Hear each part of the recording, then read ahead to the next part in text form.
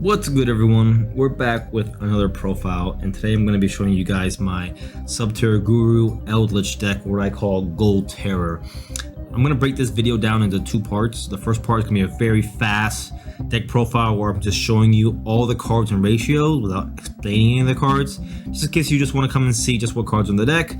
And then I'm going to afterwards go into the detail on what each card does, how they interact, little short combos, and how the deck functions and why each card is in there and their ratios.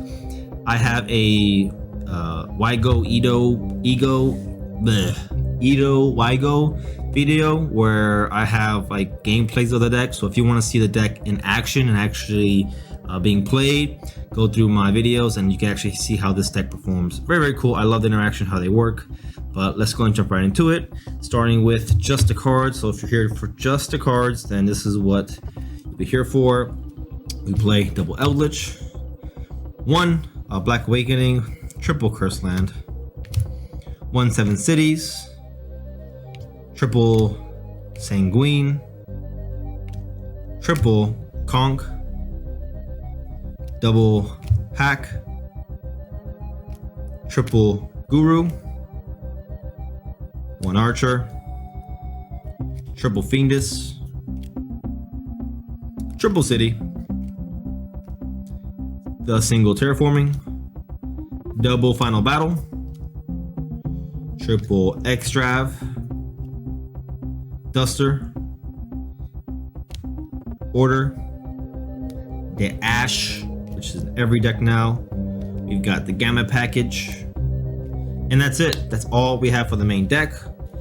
Now let me go ahead and just kind of undo this a little bit. Sorry about this, but I gotta undo it now for when I go and explain it.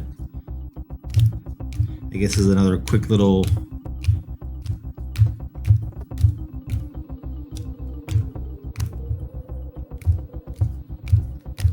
bear with me, guys, bear with me. I'm trying. Just gotta reverse it now, that way when I talk about it they're all in order. Perfect, we're all good. Now for the extra deck. The extra deck, we play the Fusion triple. We play a lot of threes in the extra deck because we do play Extrav, so we still do want to have access to these cards. So we do play double Sky Palace, triple Labe, triple the Fusion, the Mad Lord, single Gustav, triple Pallades because our trap cards are level 5s and they're lights, Omega because we play Gamma, and Berserker because we play Gamma, and Krebo because Fiendus is a level 1. And that's it. That's all we got. Let me go and undo this now.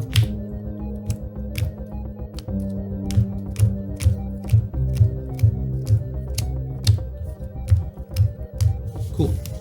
Nice. All right. So if you're here now, you're here for basically an explanation of the entire deck, how the deck works, how it synchronizes, ratios, and we're going to talk about that. And thanks for sticking along. So we'll start off with the main deck. We play double Golden Lord. We don't need to play 3 because he keeps coming back. We have ways to bring him out of the deck. We have ways he can bring himself out of the graveyard. There's no point of playing 3. But I do. Every Eldlich player, I feel, should have a third one in their side deck, because just in case our opponent likes to main deck DD Crow or banish a lot of cards in the graveyard, we can side deck our third one in. That way we can have access to Golden Lord, because this is the heart and soul of the deck, of the engine, of the Golden Lord engine. Now, Eldlich has 2 effects. His first effect is that you can discard him and a spell or trap, and then target, unfortunately targets, but you target a card and then send to the graveyard. Send. So cards like that can't be destroyed by card effects, like let's just say an Avramax, who can't be targeted, and if he's been without Masquerena, a very card to out. You know, actually no, you can't even, because it targets, so you can't even out that freaking Avramax. But anyways, you get the point. This can send to the grave. Here's a second effect I want to tell you guys about. The second effect is you get to, if he's in the grave, you get to send a spell or trap that you control, face up or face down, to the grave to special summon, to bring him to your hand, then special summon, typically himself, and increases attack by 1,000. Let me tell you guys a quick little ruling. If, let's just say you special summon this and your opponent activates skill drain, he still gets to keep those effects. he still gets the 1000 attack bonus, and he still gets he's still immune to being destroyed by card effects, because the Golden Lord in the grave is considered a different card than the Golden Lord that came out. Even though it's the same exact card, it's considered a different copy. It's a different Golden Lord. So even though he himself went to the hand, he came out, but through this guy's effect, not this guy. So it still does go through, so he'll still keep the 1000, and he still won't be destroyed by card effects. Also, he's level 10, and level 10 being very important because that's how we get into our rank 10 Xyz monsters. So that's a cool little thing. We play the single elixir of a Black Awakening. This could be cut out if you really want to, but I still like having it because I can, let's just say, first off, I can banish this to get access to my Golden Land cards. All the normal spell and trap ones, well, some of them, like the continuous ones, the continuous spells don't banish, but all other cards, they banish to set another Eldlich card. Now, this deck grinds, like the Eldlich deck grinds a lot, so your opponent needs to try and OTK quick, otherwise we're just gonna outgrind them. So that's the good part about Eldlich. I like playing the single because I can bring out Eldlich pretty quickly, and let's just say this is kind of a dead card. I could always use this as fodder to send it to the grave, and then to bring out Eldlich, and then banish it to keep going and setting cards. So I think I've never had a problem with Black Elixir, Elixir Black Awakening so far. We play the triple L land. Definitely amazing card because it searches. We do our pay 8, feel great, and we search our Golden Land card, which is very, very good, or our Golden Boy himself. So very, very good. Just a must of 3 of. Unfortunately, it's very, very expensive. Just FYI, it does conflict with our Subterror Guru side because one of the effects of Curse Eldland, as long as it's face up, we are not allowed to declare attacks except with zombie monsters. But the good thing is Eldlich can easily send us to the grave and to bring himself out. So this is quickly outable. So we can easily just we can activate this, search. If we want to attack that turn, we can get Golden Land out of the grave to bring this out, because this has another effect that if it gets into the grave, we get to send another Eldlich monster or Golden Land spell trap from deck to grave. So it allows us to Foolish Burial too. So very good card, a must of 3 of. I play the single 7 cities. The fusion card is like a very hard to deal with. I think it's definitely worth the 1 of. Like I said, just like Black Awakening, we can always send to the grave, worst case. But this is our fusion. It allows us to fusion summon by using only zombie monsters from our hand or field, which is great because if we wanted to, we can go into our Mad Golden Land, but we could also go into any fusion. It doesn't say that it has to be a fusion. It doesn't have to be a fusion monster that comes. It doesn't have to be a zombie monster that comes out. The materials just have to be zombies, which is great. But typically you're gonna go with Mad Golden Lord because this guy is a 3800 beater, and we contribute a zombie to take control of one of our opponent's monsters. And the only unfortunate part about it is that it can't attack or activate its effects that turn. So only that turn. After that, it's live, and we get to keep that permanently. So very, very cool. Can't be destroyed by card effects, definitely, or by battle. So definitely a good card to have. So I think the 1 of is very, very good. Sanguine, a must of for 3. This is our main way of getting Eldlich out of our deck and onto the field. Remember that with all of the Golden Land cards and the Eldlich card, or the Elixir cards, they have the 2 effects. One of them being to banish to set a card, but also they have the little secondary effect. You can only activate once per turn. So let's just say your opponent wants to Twin Twister some of these cards. Unless you really need to use it immediately, let it die. Let it get destroyed, because during the end phase you'll be able to banish it and keep getting resources back. So don't be so quick to shotgun these things out. Just hold off into it. Like, sometimes your opponent won't even know what's under there. They'll go ahead and chain and they'll try and pop your cards. That's the time to activate it. Or if you don't need to, let it go to the grave, because more cards are gonna come out. Conk. This is how we non-targeting destroy our opponent's cards as long as they're face up. Very good card. A must of a 3 because destruction is very powerful. but you know, I think we all know what Conk does. Hack, everyone's very reliant on the graveyard. Definitely worth, I think, at least 2. If you want to play a thicker Eldlich engine, you could play 3. I think 2 is perfectly fine though. I typically want to see Conk more than I do Hack. That's personally me. And that's it for the Eldlich engine. If you want to take out anything, if you're gonna take anything at all, I would recommend taking out 7 Cities if you don't like the fusion, and you can take out Black Awakening if you just really want to put in more hand traps or go heavier on the Subterror engine. But I personally like the fusion card, so I like this one, and I like having the Black Awakening, so I keep them both. On to the Subterror Guru. We play 3 Guru. This is our heart and soul of the Guru engine side. Now, here's why I decided to combine Guru with Eldlich. Eldlich is not reliant by any means, and you almost never normal summon with Eldlich. Guru always has the normal summon set, so they don't conflict with each other in that manner, which is very, very good. Only part that conflicts at all is the Cursed Eldland. You can attack with Guru monsters if you have Cursed Eldland, but that's not a problem because our Eldlich gets rid of the Cursed Eldland. Now here's the really cool thing about this. If I have a face-up Guru and I have, let's just say, my Eldland, right? I have set a Conk, right? We all know I can activate Conk, right? Special summon. And then because we have Golden Boy on the field, we pop a card. If I activate Guru allows me to target another card, another monster on the field. Any face-up monster. It doesn't say your opponents. Any face-up monster. Then change it to face-down position and himself. So I can activate his effect, target Conk, send them both face down. Here's the problem though. Conk is not a monster. He's a trap. You're not allowed to set a trap in the monster zone. So what happens? He goes right back down to spell and trap. Next turn, he's live all over again. So I get to keep using and abusing the Golden Land cards, and the same goes for Hack. So if I wanted to, I can target, put him face down, and then they're all live all over again next turn.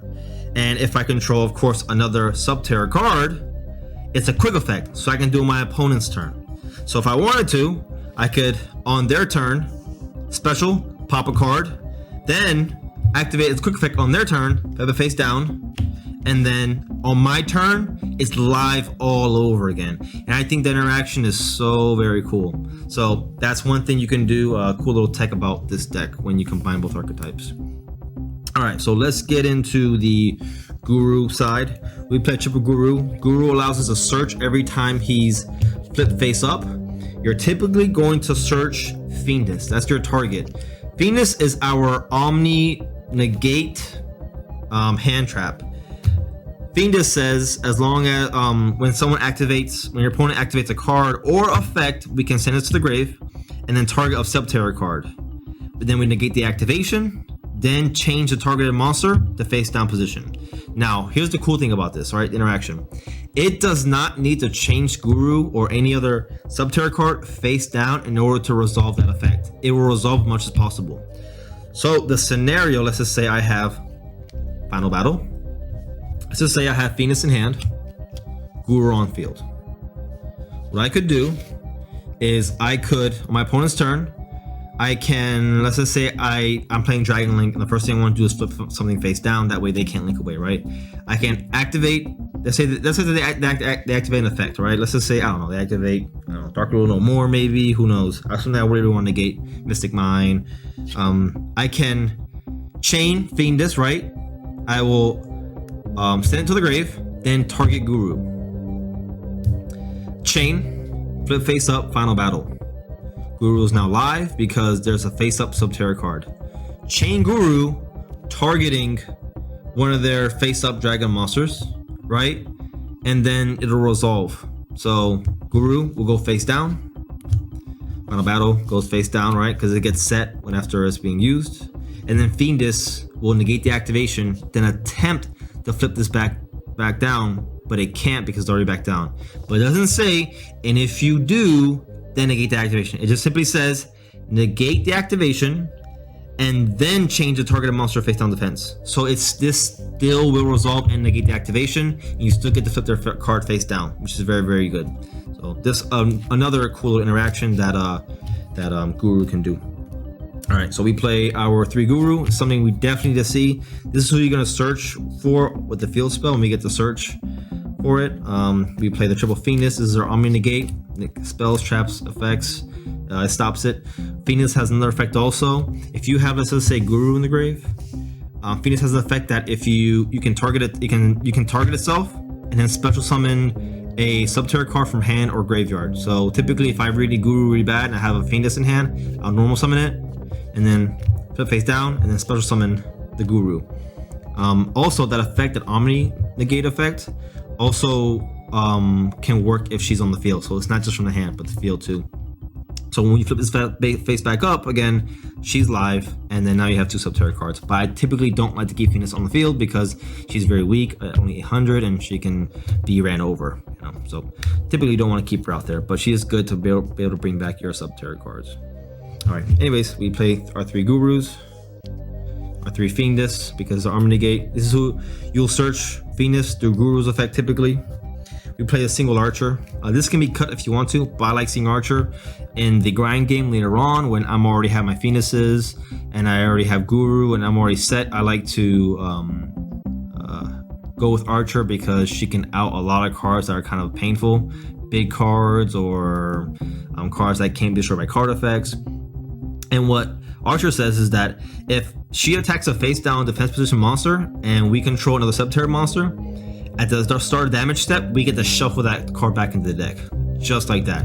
So if I already have Guru on the field, right, and then I attack with, if I attack with Archer, I have control of the Guru, perfect, which means I can swing and then instantly get shuffled in the deck. And remember, Guru can flip cards face down, which is very, very good. You know, so if you want, you can flip it face down using Guru, activate the field spell, flip it face back up again, and now we're live. Now we're good.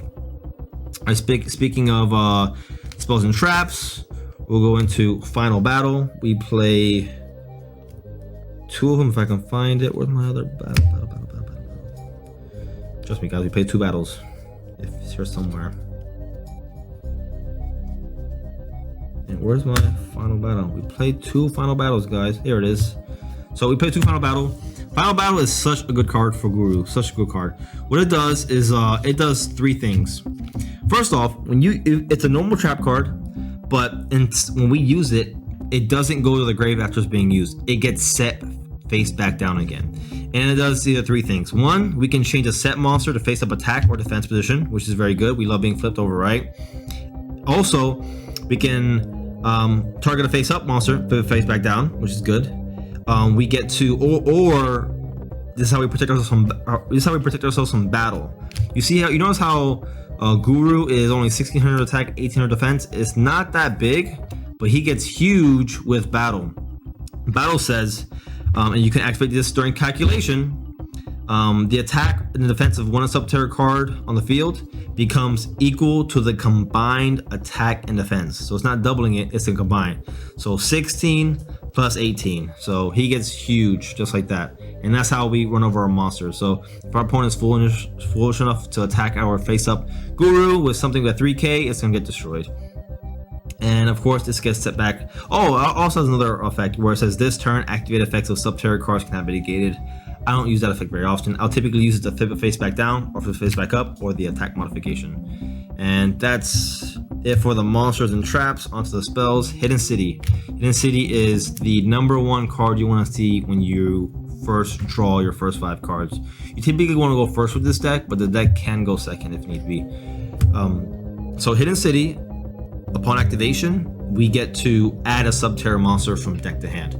What you're gonna do, your typical small combo, your line is gonna be you activate Hidden City. You're gonna search your Guru. You're gonna set Guru.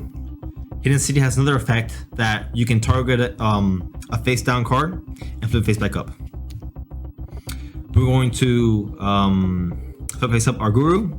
Our Guru's effect activate. We can add a Subterror card from deck to hand, we're gonna add our Fiendus. If we already have Fiendus, we're gonna add our Final Battle, because we want to prevent our opponent from doing anything with this. And now the last thing Hidden City can do is we can, if your opponent declares an attack while we control a face down defense monster, we get to negate the attack, then flip the monster back up and face up attack or defense. So that's an easy way to stop our opponent from attacking us while we're face down defense. So very, very good effect that Hidden City does. So it's a really constant pain in the ass for our opponent to deal with. Yep. So we play the single terraforming because we want to see Hidden City really, really bad. And that's basically it for the Subterror cards. And now let's go for extras / negates. We play triple Estrav. We are not reliant on the extra deck at all. So we don't mind banishing cards in our extra deck. This is why we play so many 3-ofs in our extra deck, because when we do banish the stuff, we do kind of want to still have access to it. If we don't, it is what it is. We can still end games without it, but we don't want to, we still want to have access to some of them, you know? But we want to draw cards too, because this deck is good at searching, but not drawing. Singles Duster, because back row can be very annoying. And it's back off the ban list. The single Imperial Order. Now, even though we play a decent amount of spells in the deck, an order can hurt our opponent way more than it can hurt us, because we're not that reliant as our opponent might be. So if I go first and I draw order, I can use my spells on my turn, set order, and on their turn, flip it over, and that can end games on its own. And when I want to activate spells all over again, the same reason why we can play Skill Drain if we really wanted to, not in the Guru version, but Eldlich can play Skill Drain, is because we can always remove from the field by using Golden Boy. So Golden Boy's in the grave, we can send this to the grave, and then bring out Golden Boy, and then hopefully OTK that round too. So it's a good card to stun our opponent out, or if we're playing our opponents like Sky Strikers or like Endymion, GG. So I like the single order. Next we play triple Ash. I mean, universal, right? Ash is Ash. Start points from searching, special summoning. And then we play Gamma.